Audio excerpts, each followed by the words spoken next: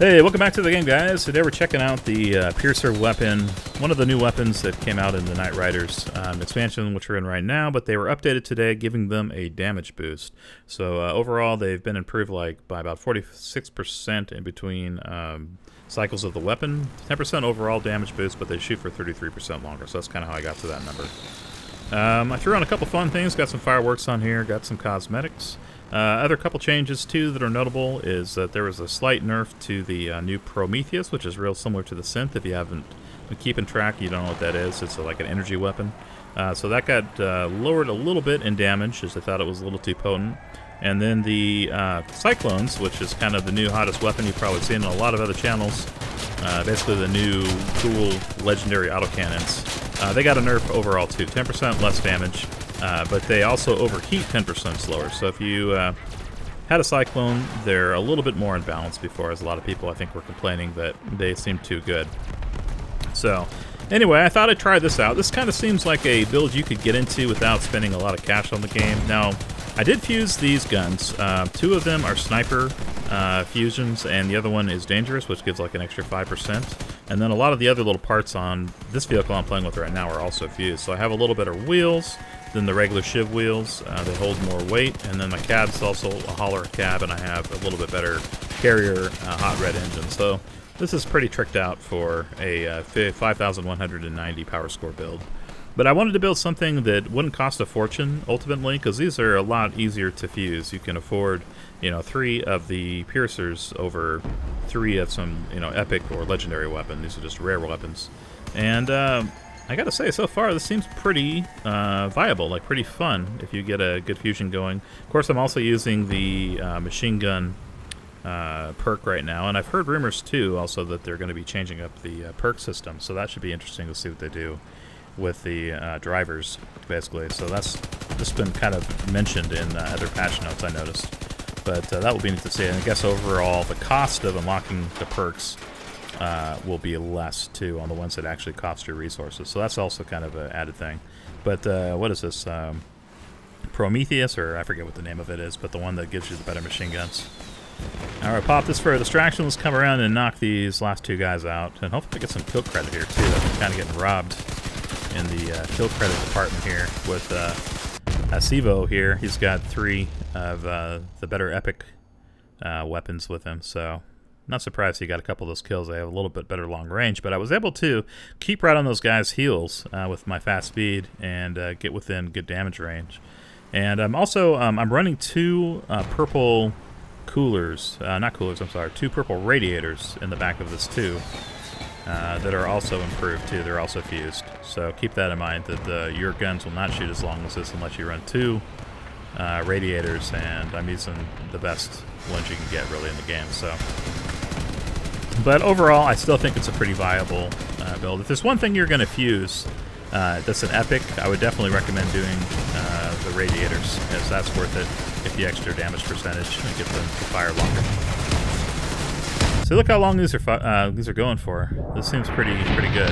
And I'm not using any no extra energy generators or anything like that in this. It's just a regular cab, the growler, that gives you the 11 energy. So 3 of the guns, 3 energy apiece, and then I'm using 2 of the radiators, and that's everything. No stealth or anything like that, and then just a regular radar.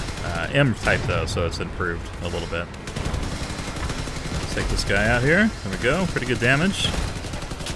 And see, once it gets up closer to the line there, it really start popping off some good damage. I saw almost a 485 and a 190 in there. And then I like the turning angles on these too. Look how quickly they turn forward and backwards. So these could be really nice for being maneuverable and kind of outflanking, outmaneuvering enemies. Not super accurate though, I'll say that. Put some more fireworks up in the air. We'll come in here and finish these dudes off, hopefully. Ooh. Okay, I thought that was maybe an enemy for a second. He thought I was an enemy too. There we go. Got another victory. Let's see. I think we're going to play a couple more games, maybe 3 more at most, just to give us a test, a thorough testing. All right, MVP, not bad. 13 for the wires. I need to go back to collecting some of the tailors, though. as I'm trying to save up for spikes. I'm probably going to buy at least one and make one.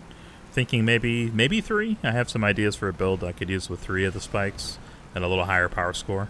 Let's see. Okay, we got our team going up the center. Okay, let's check out this damage again. Okay, it's kind of mediocre, but only 2 of our guns are hitting right there. There we go. Now we got 3 going. Take out this bot hopefully quickly. We got our teammates here with the drones too. That helps a bit. Ooh! Someone got me with that cannon. Let me get off the hill here. Not a good place for me. Alright, where's our team at? They're down over this side. Let's go catch up with them real quick and we'll let them come in first. Because we've already almost had our engine taken out. And then let's back up. Let's back up this Erica tank. The new tracks are looking pretty cool. I played with them a little bit. I found that I like building things with either 2 cannons inside, or I played a little bit with mounting 2 crickets inside the tracks, and that's been pretty effective. I might experiment with that a little bit more, as they're really hard to knock off inside the 2 tracks there. There we go, got him out.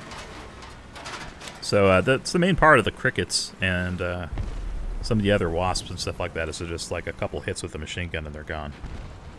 On a totally different topic about Crossout, I noticed something today that's only going to really be interesting probably if you're a clan leader.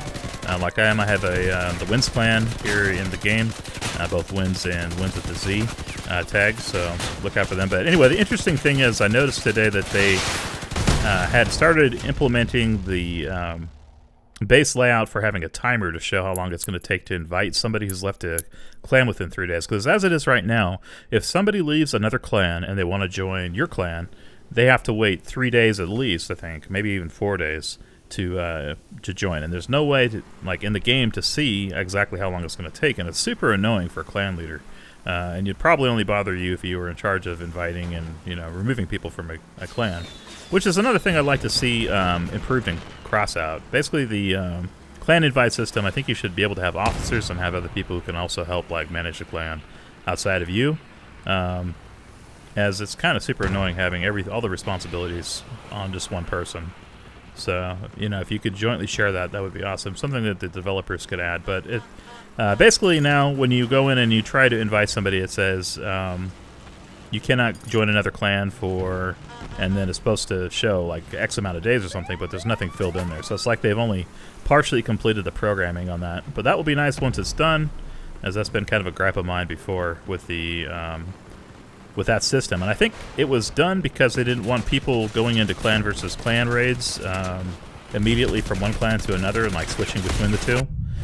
So, which is kind of, I don't know, I don't get it. I mean, for the clans that don't really do a lot of clan versus clan like our clan, it's just a super annoying process to make somebody wait like 3 days, especially for a multi-clan clan like I know Ta's one, and the Wins clan is we just have 2 parts, thank goodness. Let me take this out.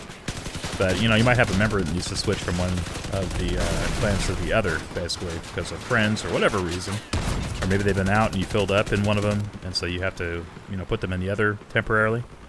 Anyway, there's a lot of reasons. But that's enough about that. It's probably only interesting if you are a clan leader and you've dealt with that in the past. All right, let's get this guy out. He's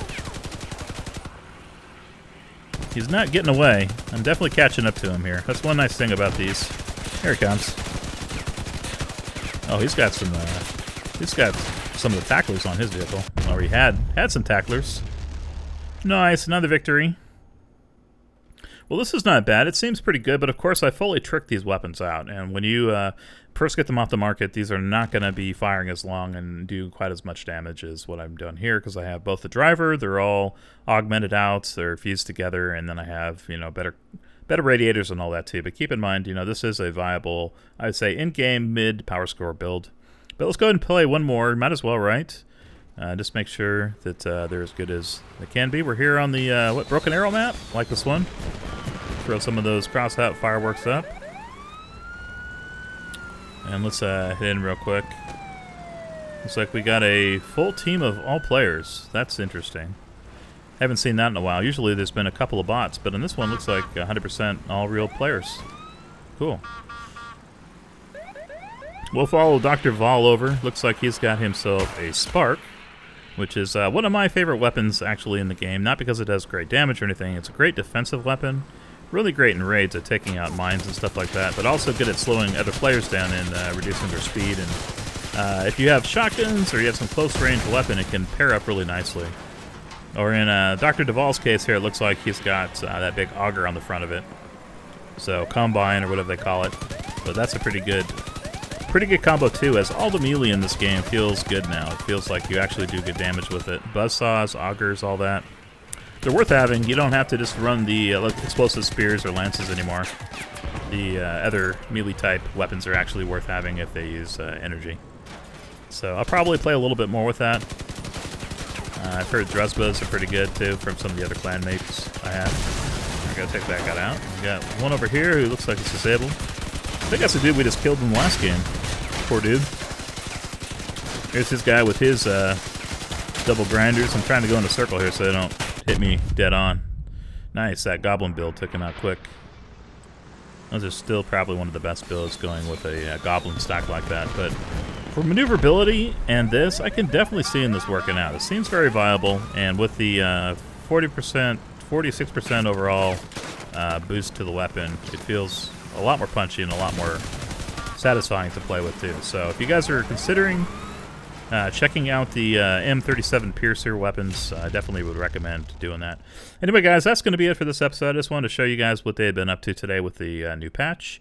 Hopefully you guys enjoyed this video. Thumbs up if you did, and come back and see me soon. Make sure to hit the bell icon too. See you guys next time. Later.